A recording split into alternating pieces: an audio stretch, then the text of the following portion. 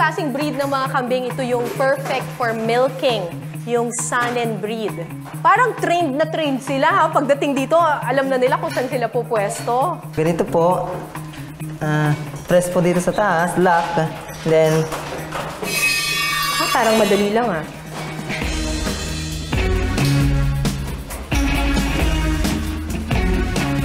Ganyan po. Kailan po wala po siyang babalik na gatas sa taas. Kailangan Kasi pag wala. bumalik po, masaktan po siya. Pwede po siyang tumadyak po. Ayoko nang tumadyak.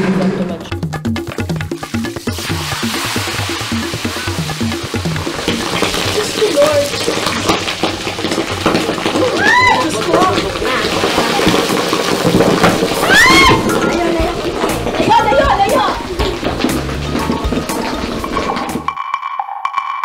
Sabi nga nila, there's a delicious reason to travel north. Literal na masarap kasing bumisita sa norte dahil sa mga masasarap nilang putahe. Pero alam niyo bang ang sarap ng mga pagkain ito nagsama-sama sa iisang probinsya? Wow! Ang sarap! Ang tinaguriang melting pot of the north, Tarlac. Get ready sa isa na namang nakakatakam na kwentuhan. Hindi mo na kailangan ng kutsilyo. Perfect. #everythingkambing ang peg natin tonight. Peg and beer! And for our first food stop sa Tarlac, pupuntahan natin ang bayan ng Kamiling. Ang Tarlac ay kilalang melting pot of the north kasi may impluensya ito ng iba't ibang mga language family. So, merong mga naging Ilocano sa Tarlac, merong nagkakapampangan, meron ding mga Pangasinense. At dahil nga merong Ilocano, syempre pati yung mga kultura at pagkain ng mga Ilocano ay na-imbibe din ng mga Tarlakenyo.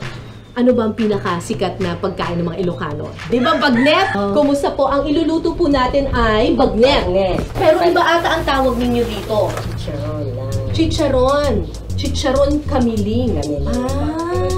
Pero mukhang bagnet din siya, ano? Oo, bagnet din po. Ano ang pagkakaiba niya dun sa bagnet?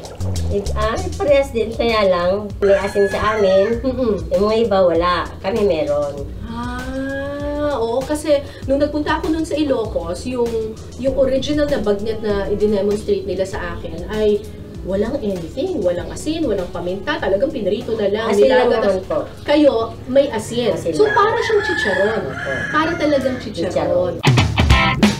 Pagkukuloan muna ang karning baboy sa tubig na nilagyan ng asin sa loob ng 1 oras hanggang sa lumambot. Yempo o pork belly ang karaniwang ginagamit sa pagluluto ng chicharon kamiling. Malambot na, oo. Tapos ngayon, ipiprito na natin. Oo, pero medyo lalayo po ako dito kasi mukhang deadly weapon po ata. Pwede na po maglay. Oo, sige po. At dito talagang niluluto talaga nila sa kahoy.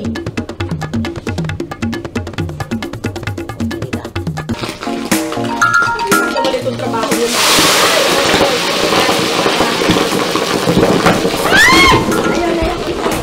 Layo!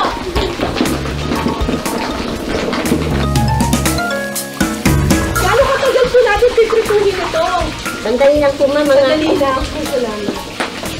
Talagang malakas yung putok niya kasi bagong laga. Yung iba kasi mga gumagawa ng mga bagnet o kaya ibang gumagawa ng chicharon, pagkatapos nilang ilaga, pinapatuyo pa muna nila para talagang matanggal yung moisture. Pero ito, pagkalaga, buhos ka agad dun sa kumukulong mantika. Tapos, meron pa siyang asin, kaya nakakadagdag yun sa putok-putok. Ang Kamiling ang pinakamalapit na bayan sa Ilocos. Kaya naman ang lutuin ito na nahahawig sa bagnet, walang dudang impluensya raw ng mga Ilocano. Pag nagluluto po kayo ng lechon kawali, alam niyo na po na kapag tumahimik na yung mantika, malapit na siyang maluto. Kasi yung moisture nung baboy na galing doon sa pagkakalaga, ay medyo nawala na yung tubig niya. So, kanina may tubig pa. So, ayan. Ito, crispy na. Okay na to, mamula-mula na, Okay, ito na ang ating bagong lutong chicharon kamiling. Ang bango.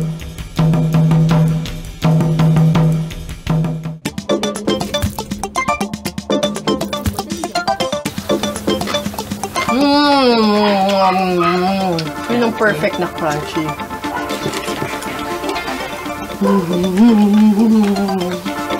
Nakakabata ito man yan. Ang lambot! Ang lambot ng pagkakaluto. Tsaka crunchy. Kaso lang nalalasahan ko talaga yung taba. Alam mong makasalanan to kinakain mo eh.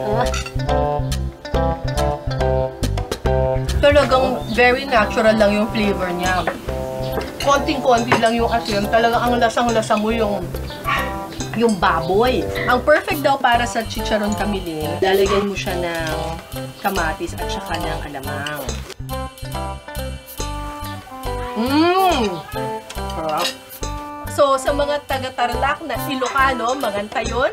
Pero sa mga taga-Tarlac na Kapampangan, maganta mo. Kain na! Dahil landlocked ang probinsya ng Tarlac, livestock raising o pag-aalaga ng farm animals ang isa sa ikinabubuhay ng mga tao rito. Katunayan, nakilala rin ng Tarlac sa pag-aalaga at pagpaparami ng kambing. Ang Tarlac kasi ang #1 pagdating sa goat meat production sa buong Central Luzon. Matagal nang kasama sa mga putahing Pilipino ang kambing. Pero alam niyo ba mga kapuso na may iba't ibang klase ng kambing dito sa Pilipinas? 4 to be exact, at isa lang dito yung native, yung iba daw ay imported. Yan ang ating aalamin ngayon dito sa farm na ito sa Gerona, Tarlac. Ang Tarlac po mga kapuso, ang #1 producer ng kambing sa buong Central Luzon. Out of 44 goat breeding farms sa buong Pilipinas, 17 ang matatagpuan sa Tarlac. Hi, sir!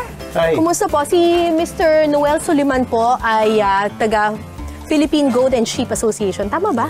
Federation. Federation of Goat and Sheep. Okay, Federation of Goat and Sheep. Tama ba? 4 na iba-ibang klaseng breed ang matatagpuan sa Pilipinas ng mga goats? Nandito sa atin, una dito ay, of course, the Philippine goat. Ito yung native natin. Ano itsura nun? Ito ay suppose yung maliliit? Yeah. Example ng isang Philippine goat. Hindi siya kalakihan, lalaki siya, pero tinan mo ang size niya. Maliit, ang tenga hindi malaki, at medyo nakataas ang tenga, manipis ang katawan. Oo. Ang native na kambing lumalaki ng 15 hanggang 20 kilos ang bigat. Higit na mas malaki rito ang mga Saanen goats na mula pa sa Switzerland.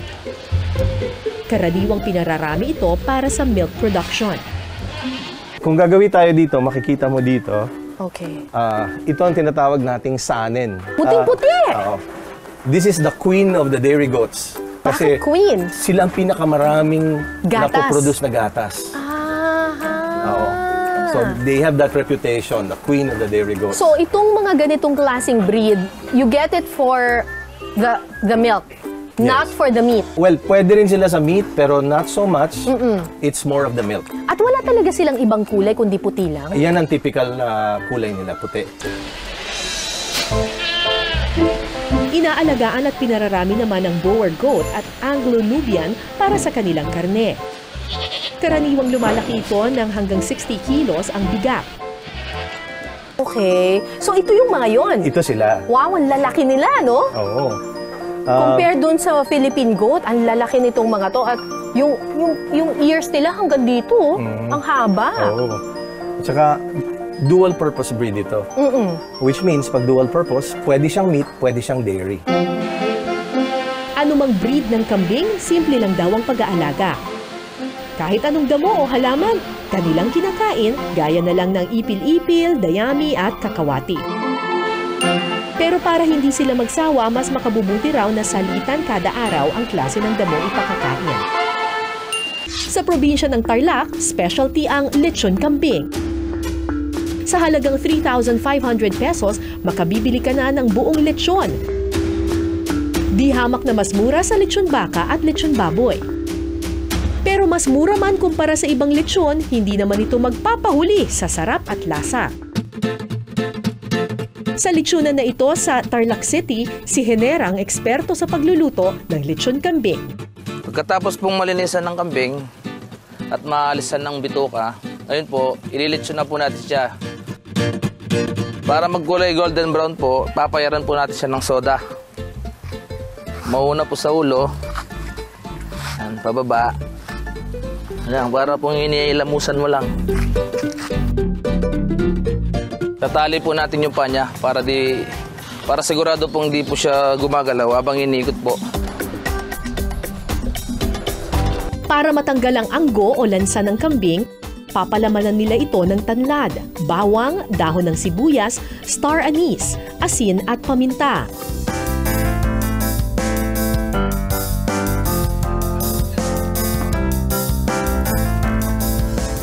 Mano-manong iniikot ang kambing sa ibabaw ng baga para pantay ang pagkakaluto. After 3 hours, pwede nang tikman ang lechon kambing. Mga kapuso, wow! Lechong kambing. Dito kasi sa Pilipinas, hindi lang baboy at saka baka ang pwedeng lechonin. Eto, pwede rin ang lechong kambing. Parang lechon baka din po. Lechong baka rin. Oo, tsaka tupa po, ganyan din. Ayun. Wow, look at that. Wow, ito. Ang init pa, kuya. Ito, madam. Wow. Oh, mukhang ang lambot-lambot nga niya. Oh, pag tinignan mo parang... So, ito, dinidip dito? Oo po, dinidip. Pero actually, ang lambot-lambot niya. Oo, malambot po. Wow! Malambot pa sa lechong baboy! Oo po. Tsaka wala siyang aftertaste. Yung iba kasing kambing parang may lasa may anggo Pero ito wala. Bakit kaya? Yung pong nilagay namin kung madam, ingredients po na pampatanggal ng anggo. Harap! Wow, look at that. Tapos wala masyado siyang taba, very lean, it's low in cholesterol, so harap. Ang sarap niya. Mas healthy sa lechong baboy. Perfect. Kailangan lang talaga tama yung pagkakaluto at tama yung kambing na niluluto. Oh my gosh, look at that, oh. Oh. Hindi mo na kailangan ng Hindi mo na kailangan ng kutsilyo. Nahuhulog na lang siya talaga ng naturally. Oh my gosh. Look at that. Look at that. Tapos halos walang taba. Sarap. Ang kasamahan ni Hiner na si Chinby, papaita naman ang ibinabanderang kambing dish. Ang mga nilinis na bituka, tuwalya at atay ng kambing pagkukuluan ng 3 oras na may halong luya para mawala ang lansa.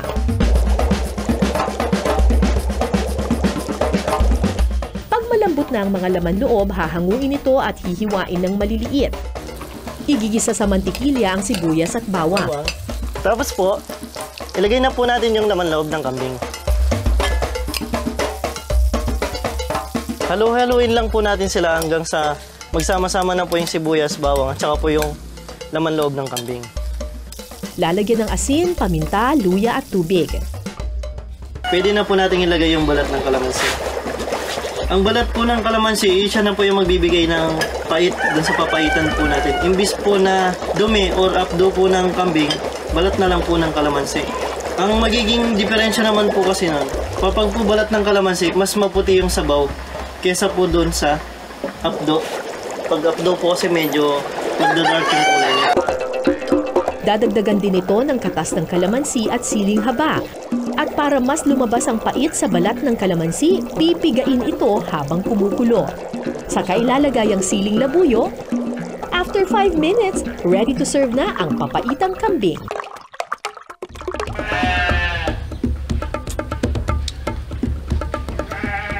Walang lansa. It's good na wala siyang lansa. Anghang. Nakatikim na kasi ako ng papaitan na ang ginagamit apdo. Mapait na mapait kasi talaga yon. Pero ito, dahil ang ginamit nila na pampapait ay balat ng kalamansi, nabibigyan niya ng citrus flavor yung dish. So, actually, naglalaban yung asim at saka yung pait dito sa dish na ito. It's a new twist! Alam niyo ba na ang gatas ng kambing ang gatas na sinasabing nearest to mother's milk? Halos magkapareho raw ng components ng gatas ng ina ang gatas ng kambing. Hypoallergenic din ang goat's milk o mas mababa ang posibilidad na mag-trigger ng allergies. Wow! Ang galing ng mga kambing, alam na nila. yung ganitong klaseng breed ng mga kambing, ito yung perfect for milking, yung Saanen breed. Parang trained na trained sila ha. Pagdating dito, alam na nila kung saan sila pupwesto. So meron dalawang klase ng pagmi-milk sa kambing. Pwedeng manual at pwede rin gumagamit ng ganitong klaseng machine.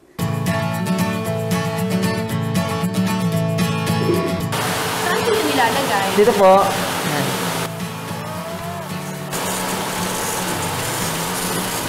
Hindi mo na masakit? Hindi naman po. Ganun lang pala kasimple. Yan na po. Ayun o, parang wala na siyang laman. So, ang isang kambing, gano'ng karami ang nakukuha natin May per day? 1 liter, 1.5, 2 liters po. Okay. So, bukod sa paggamit ng machine, pwede rin ba yung mano-mano? Pwede rin po manual, ma'am. Paano po yun ginagawa? Ganito po. Press po dito sa taas, lock. Then, Parang madali lang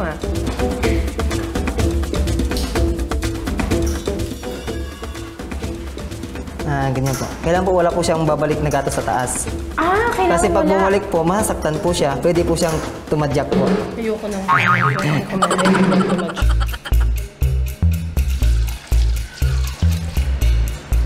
Ang mga gatas na aming nakuha dadaan pa sa proseso gaya ng pasteurization para mapatay ang mga bakterya. Pagkatapos, pwede na itong inumin. Hindi talaga ako milk drinker kahit nung bata pa ako kasi lactose intolerant ako. Yung gatas daw ng kambing hypoallergenic. So pwede daw ito, perfect daw ito sa mga lactose intolerant katulad ko. Ay, masarap. Walang lansa. Uy, mauubos ko to. Wala siyang sawa factor. Actually, hindi ako mahilig sa gatas pero this one, I can drink this. Sarap. Bukod sa fresh milk, marami pang produktong matitikman mula sa gatas ng kambing gaya na lang ng feta cheese at cream cheese.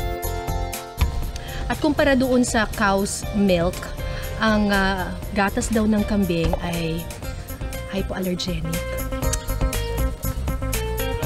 Wow, ang sarap! Ang sarap nito It's so creamy! Wow! This is really good. Very creamy. Suwabing-suwabe yung lasa, ang sarap. At ito naman, feta cheese made of goat milk.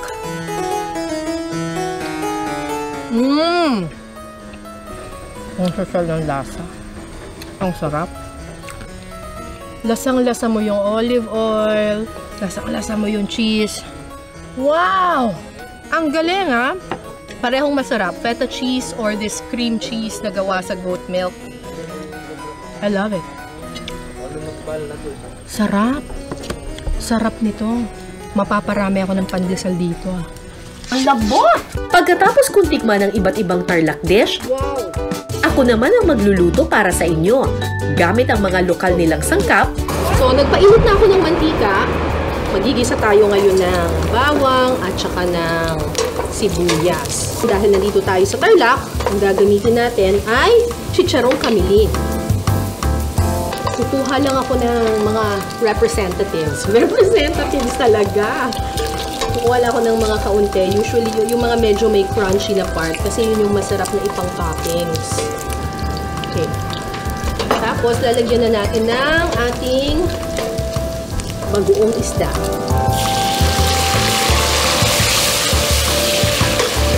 At kamatis. Now, depende kung nasaang parte ka ng Pilipinas gumagawa ng pakbet. Kapag ikaw ay Kapampangan, katulad ko, usually ang ginagamit namin, bagoong alamang. Pero yung mga Ilocano naman, karaniwan, bagoong isda ang ginagamit nila sa kanilang pakbet. Yan. Kailangan hintayin natin na yung kamatis ay talagang lutong-luto na siya, enough para ma-flatten mo siya with the back of your spoon. Yan. Mas madali magluto ng pakbet kapag ang gamit ninyo ay lechon kawali o kaya yung chicharong kamiling kasi di mo na kailangan palambutin yung baboy. Malambot na siya kaagad at may timpla na. Lagyan na natin ng tubig. Pakuluin lang natin ng kaunti. Tapos maya-maya ilalagay na natin ang gulay. Sarap kaya. Basta kapag nagluluto kayo, laging uunahin ninyo yung pinakamatigas at pinakamahirap maluto. So, in this case, yung kalabasa.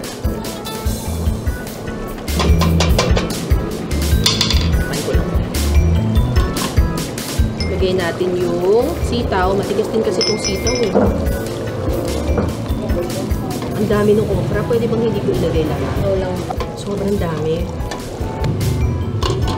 Kung medyo matutuyuan siya, dagdagan nyo na lang ng water. So, lalagay ko na yung ampalaya. Ito na lang yung ubos. At ang talong. Lagyan natin ng paminta. Ayoko nang lagyan ng asin kasi sakto na siya. Hilig ako sa paminta. It looks perfect! Pero, violet pa yung balat ng ating talong, so hindi pa siya luto. Takpan natin. Konti na lang. Siguro mga 1 minute, 2 minutes. Nagre-reklamo na yung kaldero. Sabi niya, gusto ko na lumabas. Sabi ng mga vegetables, ang sarap po.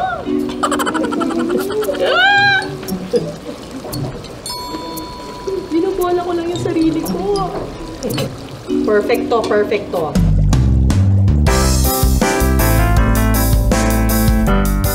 Uy! Ayan. Parang feeling ko okay na to. I think this is good. It looks good. Eto pa, hindi pa tayo tapos. Yan, para mas masarap. Lagyan natin ng chopped chicharong kamiling on top. Alright! It looks good, no? Mukhang masarap. Sana masarap talaga.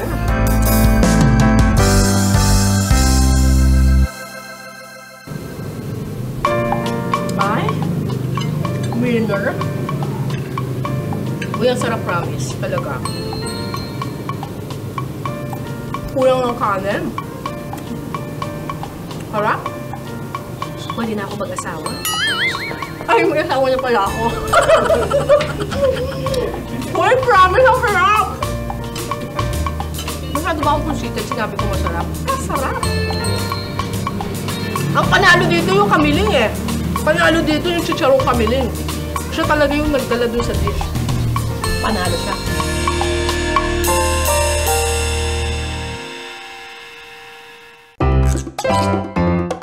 Sunod naman nating titikman ang mga katakam-takam nilang lutuin na ang bidang sangkap, tiktilaok, manok.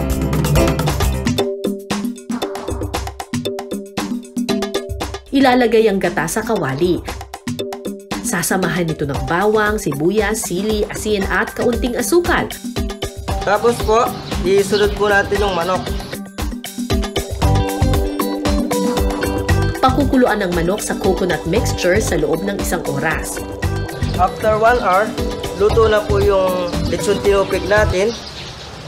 Hahanguin na po natin. Ilalagay po natin dito sa dahon ng saging. Tutuhugin po natin siya. Dahan-dahan lang po para hindi po ganong matulog. Pag natuhog po, papahirin po natin siya ng pampalasa. Para po kahit nakabalot po siya, may lasa pa rin pong pumapasok sa loob. Tulad ng kakaning tupig, ibabalot ang manok sa dahon ng saging. Kailangan balot na balot para yung amoy ng dahon makadagdag panlasa dun sa manok. Pagkatapos, iihawin ang ibinalot na manok sa loob ng 30 minutes. Kapag natutong na ang dahon ng saging, luto na ang lechon tinupig. Get your taste buds ready para sa extraordinary lechon manok experience.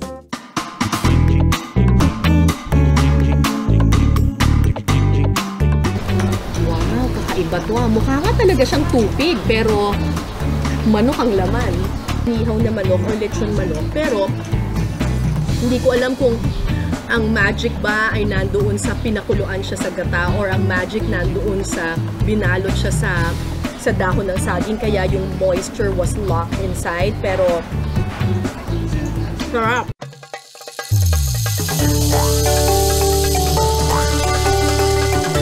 Sa ating pagbisita sa Tarlac, napatunayan nating hindi lang ito basta passageway province na dinadaan-daanan lamang, kundi isang kanlungan, lalawigang nangangalaga sa ugnayan ng magkakaibang pangkat na hindi lang makikita sa makulay nilang kultura, kundi sa kanilang mayamang kulinarya. Hanggang sa susunod nating pagsasalo at kwentuhan, magandang gabi. Ako po si Cara David. Ito ang